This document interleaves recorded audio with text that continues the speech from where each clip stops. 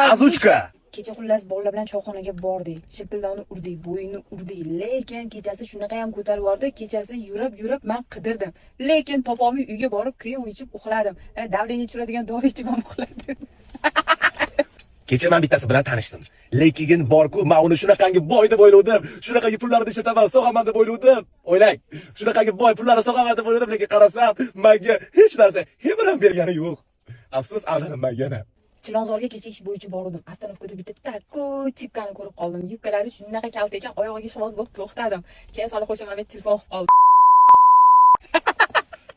Oxirgi u qizga to'xtamay majbur uyga ketdim. Siz meni nima qilasiz? O'zi men bilaman, sal dovdirroqman, sal psixoshkaman. Arzimagan narsaga ham psixovat qilib tashlayman. Yo'q, shu meni jinniligimni to'g'ri qabul qilinglar, odamlar iltimos. Kech Solih bilan telefonda gaplashdik-da, men mujikman-ku. Erkakman, gapimga javob berishim kerak, lafzda turishim kerak. Solih mendan 1,5 million qarzini so'radi, bilaman. Solihning oldida qarzman. Endi mayli erkakchilikda deb turib 3 million qilib bermoqchiman. Nima demoqchisiz jigarlar? 5 million. 5 olding-ku. 1,5 million qarzim, 370 ming so'm qarzim bor. 5 oldi ko'rdinglar.